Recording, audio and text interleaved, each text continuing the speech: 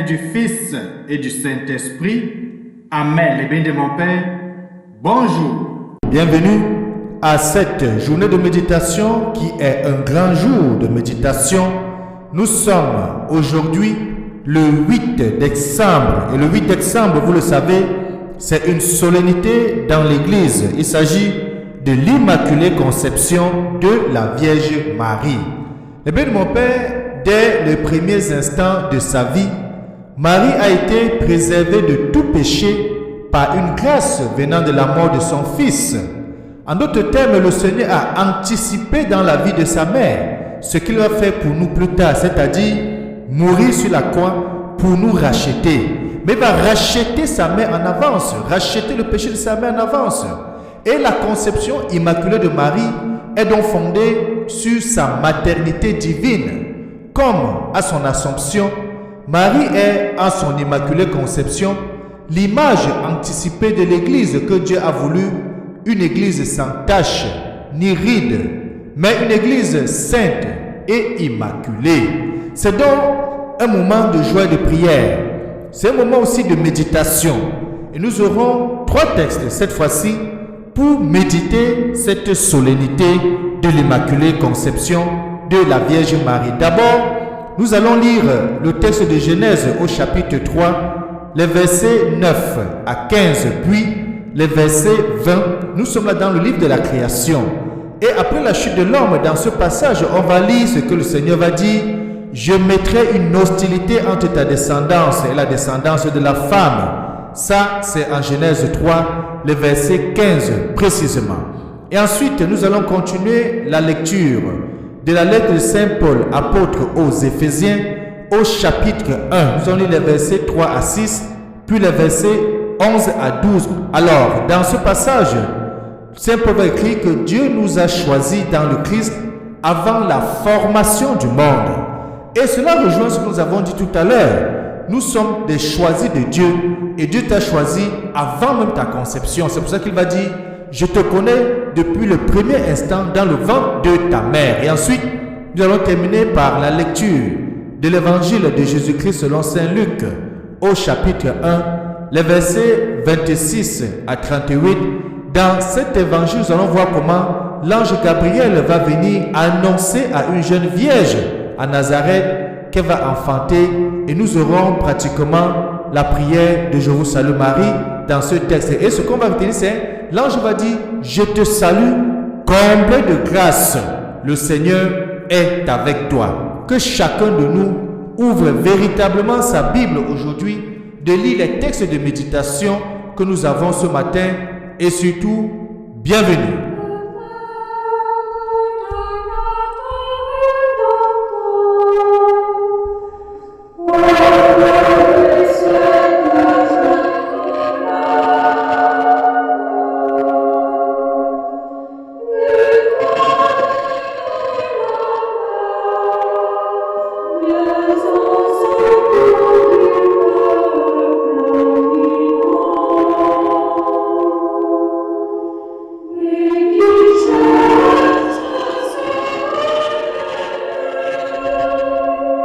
Nous venons là d'écouter l'Alma Redemptoris Mater, qui est sainte, mère de notre Rédempteur. Les biens de mon Père, tournons-nous donc vers lui et prions avec confiance.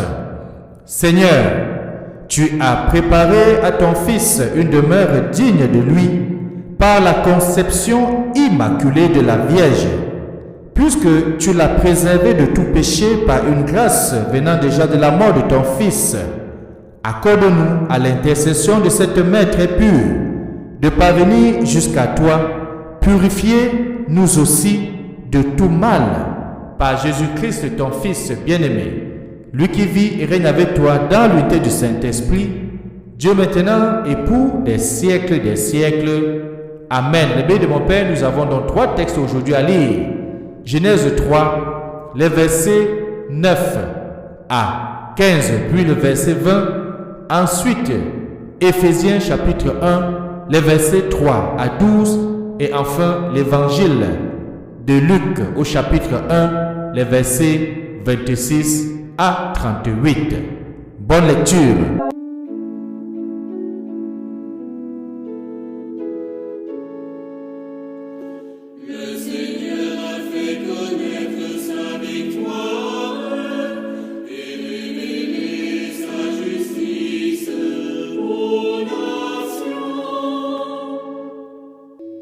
Chantez au Seigneur un chant nouveau, car il a fait des merveilles.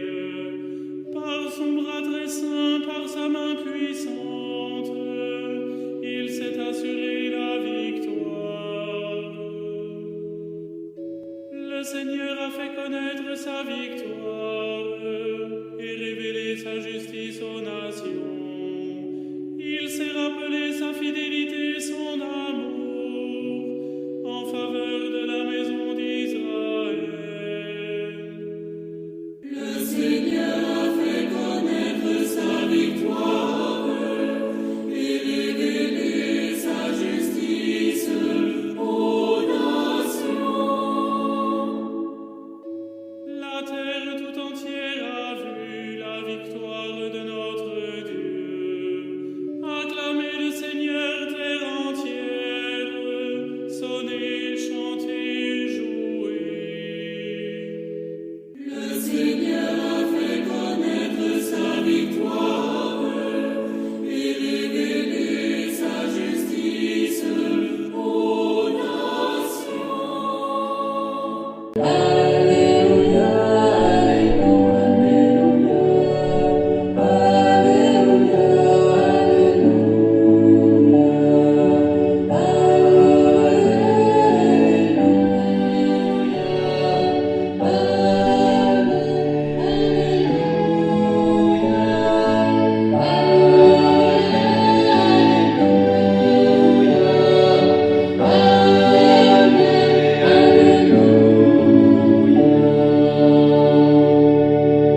Évangile de Jésus-Christ selon Saint Luc au chapitre 1, les versets 26 à 38.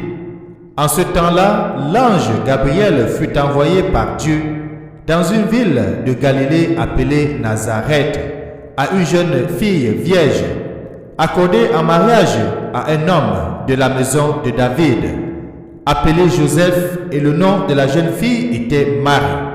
L'ange entra chez elle et dit: « Je te salue, comblée de grâce, le Seigneur est avec toi. » Avec cette parole, elle fut toute bouleversée et elle se demandait ce que pouvait signifier cette salutation.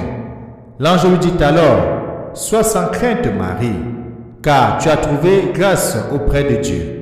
Voici que tu vas concevoir et enfanter un fils. Tu lui donneras le nom de Jésus. Il sera grand. Il sera appelé Fils du Très-Haut. Le Seigneur Dieu lui donnera le trône de David, son père. Il régnera pour toujours sur la maison de Jacob, et son règne n'aura pas de fin. » Marie dit à l'ange: « Comment cela va-t-il se faire, puisque je ne connais pas d'homme ?» L'ange lui dit: « L'Esprit Saint viendra sur toi, et la puissance du Très-Haut te prendra sous son ombre. C'est pourquoi celui qui va naître sera saint, il sera appelé Fils de Dieu. Or, voici que dans sa vieillesse, Élisabeth, ta parente, a conçu, elle aussi, un fils, et à son 6e mois, alors qu'on l'appelait la femme stérile, car rien n'est impossible à Dieu. Marie dit alors: « Voici la servante du Seigneur, que tout m'advienne selon ta parole. » Alors l'ange la quitta. Acclamons la parole de Dieu. Louange à toi, Seigneur Jésus-Christ. Les bénis de mon Père, comme nous l'avons souligné, nous célébrons aujourd'hui une solennité de l'Église, l'Immaculée Conception de la Vierge Marie. Les traditions les plus anciennes dans l'Église ont attribué la conception de Marie à une intervention divine éminente, la plaçant sous la protection particulière de Dieu. Et au 8e siècle apparaît en Orient la fête de la conception de Sainte Anne, fête qui s'étend rapidement à la chrétienté occidentale.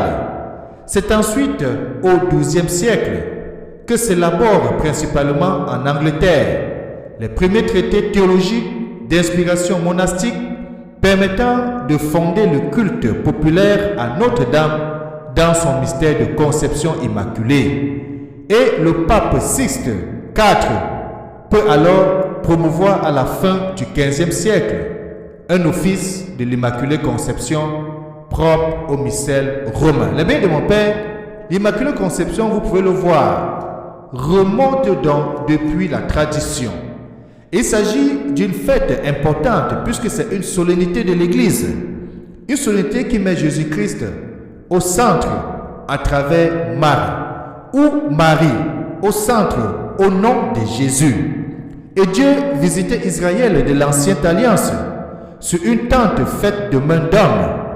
Mais pour permettre à son Fils de demeurer parmi nous, le Père brise radicalement la succession des générations humaines, blessées par le péché originel, puisque si nous lisons Genèse chapitre 3, les versets 1 à 6, nous allons voir la tentation, nous allons voir comment notre première mère, Ève, va donc manger le fruit de l'arbre défendu. Dieu a dégagé de tout péché, de tout ce qui pouvait éloigner l'homme. Marie, dès sa conception, et par une miséricorde prévenante du Père, est le resplendissement le plus pur de la gloire du Verbe. C'est le fruit le plus parfait de la croix, dans lequel la nature humaine, ayant retrouvé son intégrité et son harmonie, redevient totalement docile à chacune des sollicitations de la grâce. Les biens de mon Père, cela est fondamental à comprendre aujourd'hui. Dans la lumière de ce mystère, Saint Maximilien Kolbe, que nous connaissons bien, va jusqu'à voir à Marie comme une incarnation de l'Esprit Saint.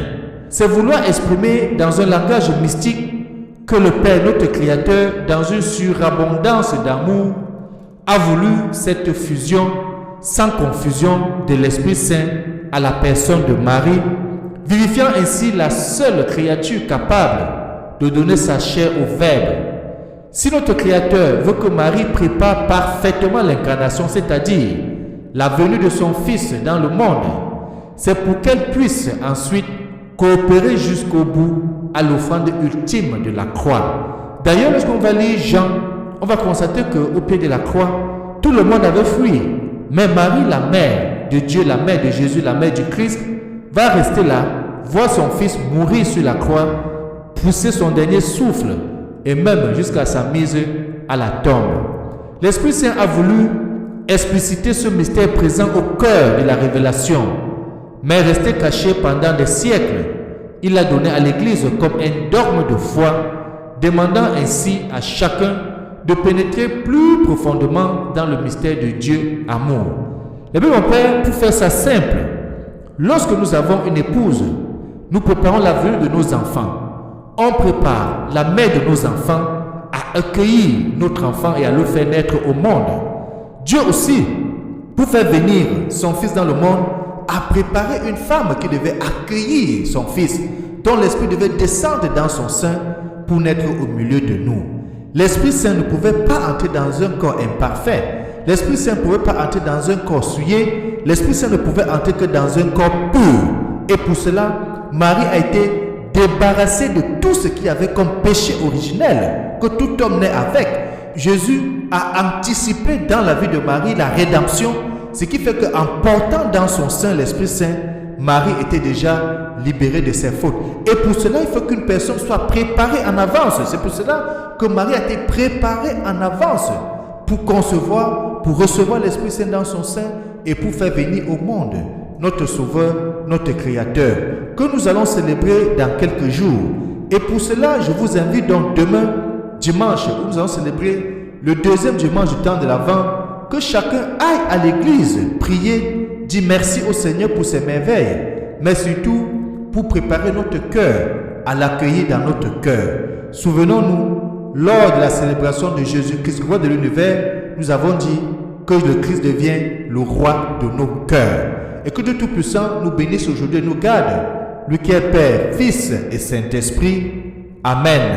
Bonne journée.